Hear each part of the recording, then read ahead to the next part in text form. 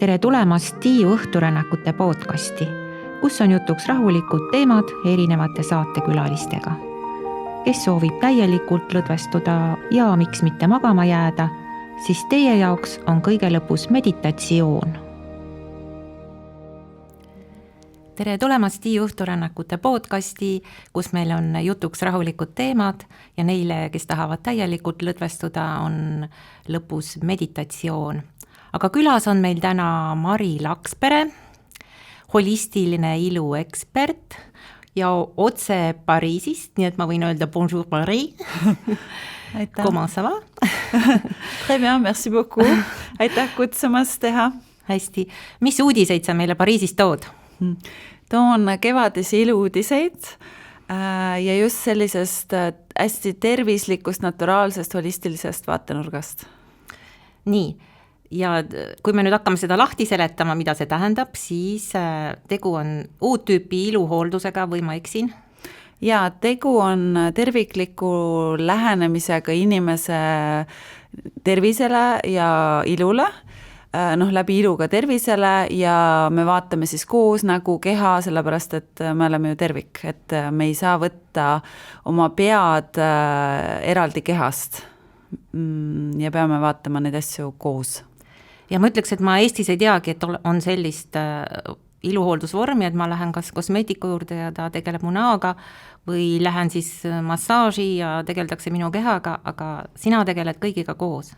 Jah, kõige parema tulemuse näol, ma alustasin ka näost, aga kõige parema tulemuse saab siis, kui kehaga ka tegeleda, kas siis ise või spetsialisti juures, jah. Ja teine asi, mis on oluline, et võib käia hooldustes, aga see, mis me kodus teeme ja mida me mõtleme ja tunneme ja igasugused rutiinid, need on tegelikult need, mis loovad tulemuse. Äkki sa siis kirjeldadki kohe alustuseks, et mida sa mõtled selle all, et mida ma saaksin ise endaga teha? Kõige olulisem hommikul, kui te nüüd hommikul üles ärkate, on panna oma lümfisüsteem tööle, et need on need kehavoolud, vereringe ja lümfiringe ja lümfisüsteemi omapära on see, et sellel ei ole pumpa, nagu on süda vereringele ja see tähendab, et meie ise oma lihaste ja hingamisega peame saama see on selline puhastus detox süsteem meie kehas, mis viib kõik need šlakid ja kogunenud jäägid kehast välja ja me peame ise tegelema sellega, et see tööle saada. See tähendab siis liikumist, hingamisharjutusi, on sellised spetsiifilised tehnikad, lihtsad suhteliselt, et sellega võiks kindlasti hommikul tegeleda. Juba kõlab keeruliselt, et kui palju aega ma pean selleks varuma, mis toimub? Minul võtab see, ma olen seda teinud 7 aastat, iga hommik ja mõnikord õhtuti ka ja see võtab mingi 5-7 minutit. Et see on täiesti tehtav. Nii, aga kirjelda, palun. No seal on oluline see, et see lümf on selline läbipaistev vedelik kehas, mis liigub aeglaselt ja see vedelik tuleb meil saada liikuma, et kui on Eestis polaaröö ja niiskus ja kõik sellised asjad, siis ilmselgelt need teemad on natukene keerulised. Me näeme seda, et see lümf liigub aeglaselt, ütleme, kehakaalu tõusu kaudu, tursed, paistetus, silmaalused, igasugused kotid, rasked jalad, kõik sellised teemad. Kõik on tuttavad teemad. Jah.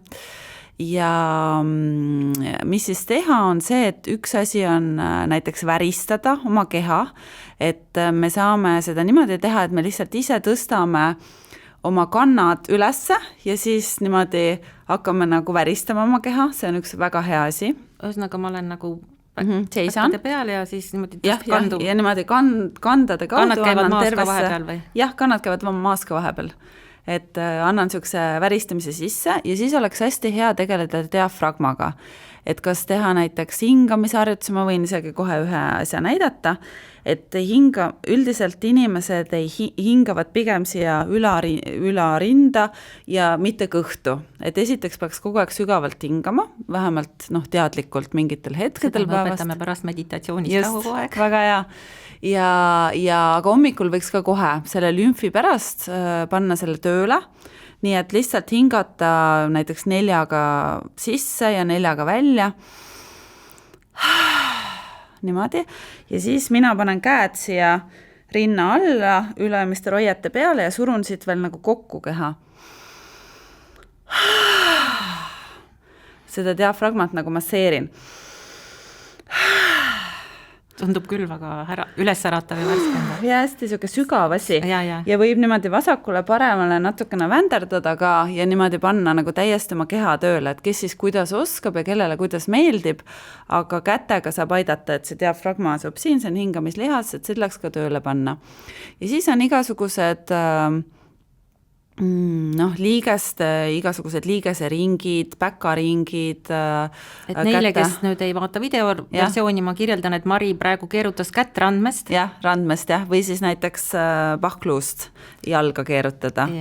Et igasugused põlveringid, puusaringid, need on hästi head, sest et see lümf on selline tundlik ja nii-öelda natuke tujukas ja ta ei pääse liigestest eriti hästi edasi, eriti need puusad. Sellepärast räägitaksegi puusade avamisest, puusade venitamisest hästi palju, et see on hästi oluline. Et kõiki neid asju võiks teha. Hommikul võib ka venitada, kellele meeldib. Aga midagi võiks hommikul teha. Ja see kõik saab tehtud 5-7 minutiga? Jah, kui on käpas. Kui on selge, mida sa teed, mis ajal sa teed, et väga ruttu saab. Ja boonus on see, et see vabastab ikkagi hästi palju energiat ja me tunneme ennast kohe hästi energilisena. Kõike seda, mida me tahame. Ja jah, et ühesõnaga sellega me saime oma 5-7 minutit tehtud. Kas nüüd kogu päeva jooksul mõtlema kogu aeg oma ilu ja energia peale?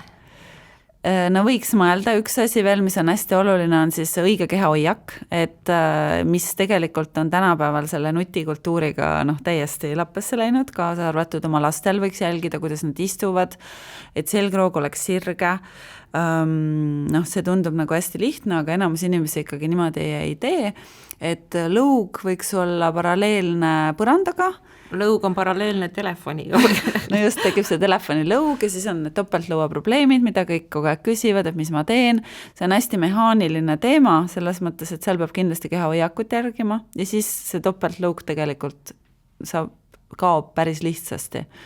Ja peanupp on siis paralleelne laega ja see pea liigub vasakule ja paremale siin nii-öelda keskel, et ta võiks olla siukses nagu paralleelses asendis. Selg sirgemaks. Kohe läheb, on ju. Ja siis üks asi, mis on veel oluline, et meil on need istmikuluud ja need on tehtud selleks, see on see sama, kui me istume istmikuluude peal, siis see on see sama asend, nagu me seisaksime päkkade peal. Et me võiksime istuda istmikuluude peal, mitte istuda puusade peal, nagu me oleme harjunud. Kuidas ma nüüd ära tunnen oma istmikuluud, kui ma siin istun? Kui sa istud täiesti sirgelt, siis sa tunned, et su tagumiku all on sellised 2 luud, mille peal sa tegelikult istud. Ja sellest tuleb ka see, et vanasti olid need suured kleidid ja siis neid sätiti niimoodi tagant. Ja tegelikult siis sätitigi need luud paika, me võime natukene tõmmata ka taha oma seda tagumiku kude nii-öelda. Oota, ma lükkan nagu siis kõhu ja koos tagumikuga taha poole natukene. No natukene jah, et sa tunned, et sa oled hästi kindlalt nende istmikuluude peal, tooli peal. Ja seda võiks kohe nagu paika sättida, sest enamus inimesi istuvad puusa peal, see tähendab, et nad istuvad niimoodi pool lüsakil ees. Nad ei istu üldse õiges asendis. No ja kui sa teed seal, ma ei tea, paar tundi arvutiga tööd või rohkem, sätid ennast uuesti paika. No see on selline reflekseks, et tegelikult meie füüsis on niimoodi loodud, et me peaksime niimoodi olema. Ja siis on see selgroog sirge ja see hoiab ära väga paljud probleemid, sest öeldakse, et inimene on täpselt nii vana bioloogiliselt, millises seisundis on tema selgroog. Ma mõtlesin keha, aga selgroost juba piisab. See selgroost juba algab kõik. Kõik algab sealt, jah, et tegelikult juba hoiakust nagu näed, et see inimese vanus, kui ta on ikka juba kühmus ja siis või vale hoiak, siis tundub kohe automaatselt vanem. Ja südame avamine ka, et rind oleks avatud. Saledus algab tegelikult abaluudest, abaluud pigem kokku, rind ette, siis on kõik see keha kuju ja siluett ja kõik on ilus. Kas sa õpetad seda ka kuskil või? Sest inimesed võivad ka üle pingutada võib-olla natuke. Oma kursustel jah, mul on selline online aastane programm, seal ma õpetan täpselt, kuidas istuda ja mida teha ja mis harjutusi. aga üldiselt ma arvan, et tänapäeva inimene tegelikult pigem teeb neid asju vähem kui rohkem. Et pigem nagu võtta oma selline loomulik asend sisse, võib-olla natukene üle võlli alguses, aga noh, me kõik ju saame aru, et see on väga ilus, me kuskilt filmist või ja loomulikult. see on graatsiline, jah, just. Ja see on juba hästi suur võit, et need inimesed, kes on ergonoomiliselt õiges asendis, nad juba kuluvad, vananevad vähem. Igasugused, ma ei tea, puusaliigeste ja muud operatsioonid võib-olla saab ära hoida. Mine sa tea. Just. Aga mida siis oma näoga konkreetsemalt tuleks ette võtta, kui kehaga vist nii, ma sain aru, et tuleb ennast hoida õigesti. Hoida ja lümfidrenaaži teha. Õige. Ja lümfidrenaaži üks vorm on ka käimine tegelikult. Ja käimise ajal mina teen ka väikeseid pause tihti ja siis teen jälle neid randme ja päka ringe ja natukene väristan ja natukene patsutan oma kudesid ja mingid sellised asju ja siis panen käies enne ka selle diafragma ja hingamise tööle. Et mul oleks nagu sügav hingamine, kui ma näiteks lähen metsa jalutuskäigule, siis ma mõtlen selle läbi, mitte lihtsalt ei... Aga sa teed selle kodus juba ära või teed seal metsateel kuskil? Ma teen tavaliselt tee peal kõik asju. Tee peal jooksvalt? Nagu tee peal teen hingamist ja siis teen väikese pausi 5 minutit, kui ma olen juba palju käinud ja siis teen natukene ringe ja see on üks süke hea nipp.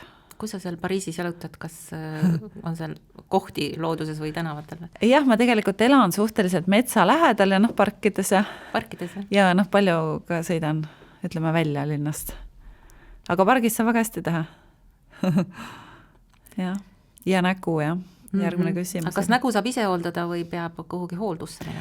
Ja nägu võiks ka, esimene üks nooruse väga suur faktor on lõdvestumine, et ma praegu olen ka siin eestlastega töötanud paar päeva ja eestlane on ikka väga pinges, pea kogu aeg kerib mingeid mõtteid, vastutus, kõik niisugused asjad.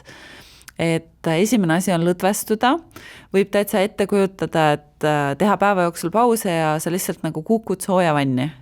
Et see, sellepärast, et sa teed palju tööd näiteks või et sul on pinge, see ei tähenda seda, et sa pead olema kehaliselt pinges. Sa võid samamoodi teha mingid väga pikki tööpäevi, aga lõdvestunud olekus.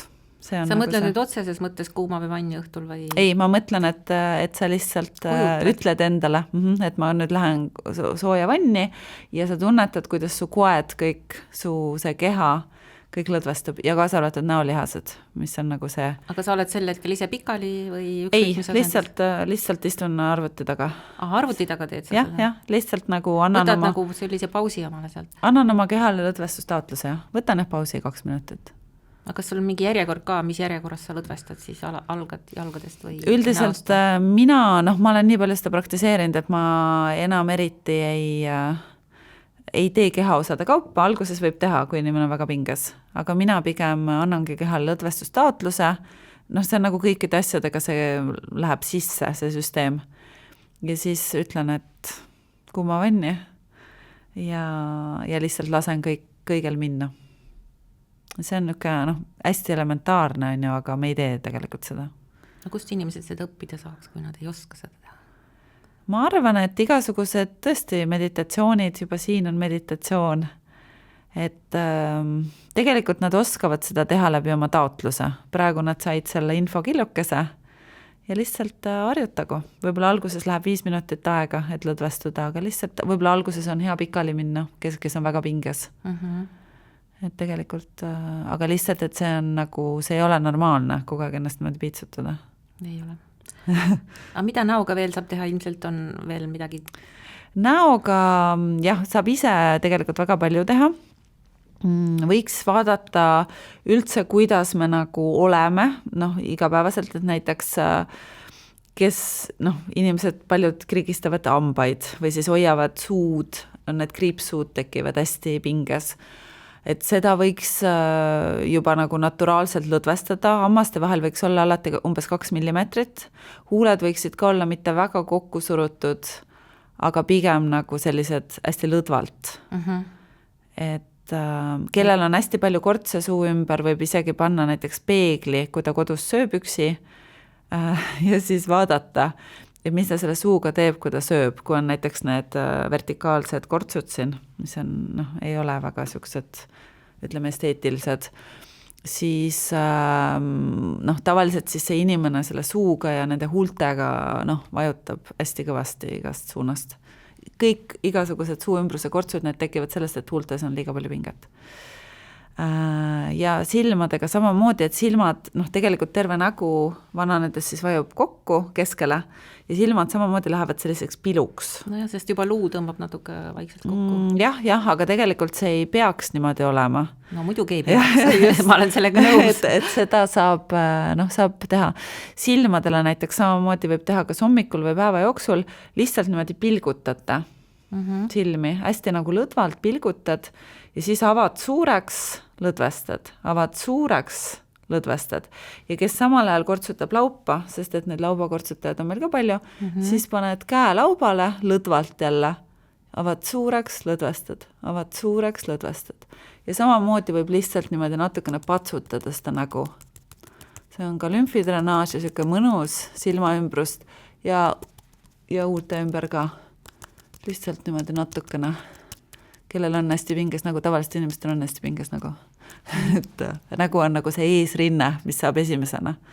Kas see on mingi selline massaaž, mis nagu lõdvestab ka õhtulenne magaminekut? Jah, võib teha õhtulenne magaminekut ka. Ja ma näitan õhtuks veel ühe väga ägeda asja, on see mälurilihase lõdvestus, see on siis nagu lõug, see suur lõualihas, mis on meie keha tegelikult kõige tugevam lihas. Ja seda oleks vaja regulaarselt lõdvestada, et tavaliselt kui ma töötan sellise 40-aastase inimese, kes ta ei ole kunagi lõdvestatud, siis see on nagu see kummipael, kummilint hästi-hästi pinges. Ja selle me leiame niimoodi üles, et sa paned käed näo külgedele, täiesti näo külgedele siia kõrva kõrvale, niimoodi kõrva keskpaigast nagu lõua joonele põhimõtteliselt. Jah, just. Ja siis surud natukene hambaid kokku ja siis sa tunned, kuidas siin kätte all tekib nagu selline mumm või natukene see lihas tuleb ümmarguselt ülesse. Kohe saad aru, kus see on, lõdvestad suu ja siis hakkad natukene masseerima neid niimoodi hästi rahulikult, suhteliselt staatiliselt, mitte ei hakka tegema endale näole mingisuguseid imelikke liigutusi, nagu meie siin praegu teeme, et väga väikse amplituudiga. Peale võib vajutada suhteliselt tugevalt, ütleme 10 palliskaalal mingi 5-7, see on tugev luustunud lihas, ta kinnitab otsa koljule ja siis sa lihtsalt niimoodi mõnudega lõdvestad ennast, aeglaselt teed, ühtepidi võib teha, teistpidi võib teha ja siis võib teha sama asja niimoodi, et suu on lahti. On rohkem venitada tasandis. Hästi mõnus lõdvestus. Ja see teeb hästi hea une. Ja seda võib teha nii hommikul kui õhtul. Ja ka pärast näiteks palju rääkimist või mingit pikka õhtusööki, kui sa oled olnud 3 või 4 tundi kellegagi koos. Et siuksed hästi mõnusad lõdvestused. Ja siis võib seda patsutamist ka teha. Aga räägi nüüd sellest ka, kuidas sa sinna Pariisi välja jõudsid ja kus sa kõiki neid tarkusi oled õppinud? Mina olen Pariisis olnud kokku 16 aastat. 16? Jah, 16 jah. Et alguses ma läksin õppima moodi, nagu paljud tüdrukud unistavad. Pariisi läksid? Pariisi jah. Pariisis tegin magistrikraadi moejuhtimises, töötasin kõrgmoes erinevatele brändidele, Yves Saint Laurent, Nina Ricci, Givenchy, olin seal, kus ma tahtsin nii-öelda olla ja siis ma tegin ka moenädalat, nii et siis mul oli 4 korda aastas selline tippsportlase elu, see oli pidevalt ja siis ma ühest hetkest tundsin, ma olen ettevõtjate perekonnast ja ettevõtja sellise geeniga ja hakkasin ettevõtjaks Pariisis ja siis asutasin 3 ilusalongi. Me tegime neid Eestis moodsaid ripsmepikendusi hästi vara seal ja meil olid Pariisis sellised tippkliendid, igasugused ajakirjanikud ja hästi ilusad naised, poodide juhatajad ja siuksed nagu pariisitarid. Ja siis mina ise alates 2019, ma tahtsin midagi muud teha ja ma olen ise hästi selline öko ja naturaalne ja ma nagu hästi hindan seda. Ja tegelikult ega sellest kõrgmoest tuleb ka see, seal on ka ainueksemplarid ja see on nagu tegelikult sama loogika. ja siis ma hakkasin õppima neid holistilise ilu igasuguseid tehnikaid ja ma põhiliselt olen õppinud Venemaal, mul on vene koolkonna, slaavi koolkonna teadmised ja hästi palju juurde ka õppinud igast asju, ajurveedat, Hiina meditsiini, mul on hästi igasuguste energia asju, mul on hästi selline, uudishimulik ja siis ma proovin enda peale klientidega ja siis teen sellise enda kombo ja ma arvan, et minu üks suur eelis on see, et kuna Pariis on hästi kiire, ma ütleks, et Pariisi rütm on Tallinn võib-olla korda 10, et kui siin keegi räägib ummikust ja mingist ma ei tea asjast, siis mul on nii, et ma ei olen nagu teise rütmiga harjunud, et mind hästi huvitab see täpsus ja siis see, et me saaksime nagu hästi ruttu teha, et siis on kõik asjad tehtavad. Aga räägi ka paar sõna pariislannadest, et kuidas nad erinevad meie samas vanustest inimestest? Hästi huvitav, mul just üks sõber käis Pariisis külas ja siis ta ütles, et Mari, et ma olen siin 4. päeva ja ma ei ole ühtegi paksu inimest näinud et aga esiteks on neil natukene teine genoom, teiseks nad söövad hästi korralikult, nad söövad pigem vähe, näiteks kõik need saledad mehed ka, nad ei söö väga palju. Prantsuse mees sööb võib-olla nagu Eesti naine koguselt. Ometi on neil need croissantid ja muud moosisaiakesed seal, kuidas nad saavad? Nad söövad palju saia, suhteliselt, naised vähem, mehed võib-olla natuke rohkem ja lapsed, aga nad ei söö nagu, nad söövad 3 korda päevas kindlasti, nad ei näksi, mitte kunagi, isegi kui õht on tühi, nad ootavad selle eine ära. Siis on neil see glükeemiline indeks, ma arvan, et korras, sest et nad söövad õiges järjekorras asju. Ja ega nad iga päev croissanti söö ja kui söövad, siis söövad ühe, see ei ole niimoodi, et see on mingi Nutellaga täidetud croissant või mingi selline asi, see on hästi selline baas, tavaliselt nad joovad musta kohvi, mitte piimakohvi ja neil on nagu need rutiinid ja reeglid on paigas, sest et vana kultuur, gastronoomia häll, neil on õiged sellised reeglid toitumiseks ka, et nende retseptid on täiuslikud praktiliselt, kui nad nagu õigesti söövad. Et see on nagu veres. Meil on nagu vaja natuke rohkem seda, kuna meil on see nii-öelda natukene iseseisvus on meil natukene uus ja siin toimus igasugused asju, ma arvan, et me peame natuke rohkem nagu kohanema ja mõtlema ja meil on see ameerikalik selline, kõik on võimalik. Ei mõtle eriti selle. Just. Aga aitäh, Mari, oli väga inspireeriv ja huvitav jutuajamine. Aitäh, hea. Te kuulasite Tiiu õhturännakute podcasti, meil oli külas täna holistiline iluekspert Mari Lakspere. Tiiu õhturännakute podcasti varasemaid osi saate kuulata Õhtulehe veebis. Ajakiri Tiiu ilmub iga kuu paberväljaandena ja seal ilmunud lugusid näete samuti Õhtulehe veebis või otsige Ajakiri Tiiu üles Facebookist.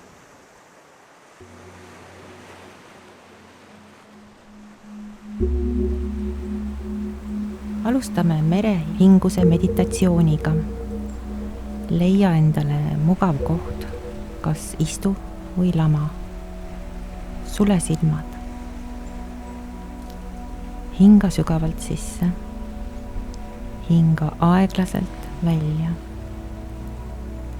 Luba endale unustada kõik uitmõtted ja päevased toimetused. Sa oled siin, praeguses hetkes. Mitte miski ei kiirusta sind tagant. Kõik on rahulik. Kõik on täpselt nii, nagu peab. Kujutle nüüd, et seisad merekaldal. Päike on just silmapiiri taha vajumas. Värvid taevas sulanduvad pehmelt kollaseks, roosaks ja violetseks. Tuul on soe ja õrn. See silitab su nahka, kandes endaga kaasas soolast ja värskendavat merelõhna, täis vabaduse tunnet. Astud palja jalu liiva peale. Soe liiv on salvestanud endasse päeva päikesepaiste. Sa kõnnid aeglaselt mööda rannajoont. Kuulad, kuidas lained laisalt randa loksuvad. Nad liiguvad ühtlases rütmis, justkui hingates koos sinuga. Hinga sügavalt sisse aeglaselt välja. Iga kaldasse veerev laine toob endaga rahu ja lõõgastust. Iga taanduv laine viib endaga pingeid ja muremõtteid. Sinule jääb alles vaid kergus ja vaikus. Sa seisad ja vaatad kaugusse. Meri on avar ja piiritu. Selle pind sillerdab õhtu viimastes valguskirdes. See pidev rahulik voogamine täidab sind sisemise tasakaaluga. Tuul mängib su juustes ja hellitab su palgeid. See kannab endaga kaasas mälestusi soojadest suveõhtustest. Vabadusest, mis tuleb siis, kui oled täielikult hetkes kohal. Hingad sügavalt sisse. Tunned, kuidas kopsud täituvad värske mereõhuga. See õhk on puhas, tuues sinusse selgust. Hingad aeglaselt välja. Välja hingamisega lased vabaks kõik, mida enam endaga kaasas kanda ei taha.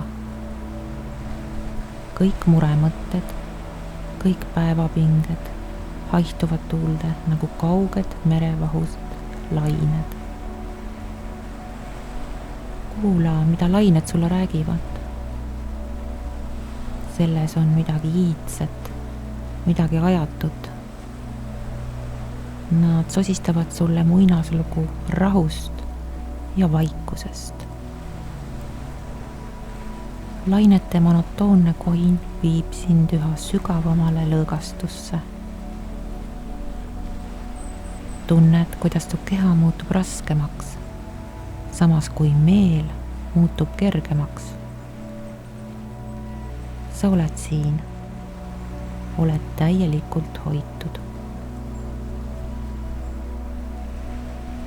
Kauguses näed merd ja taevast sulandumas üheks.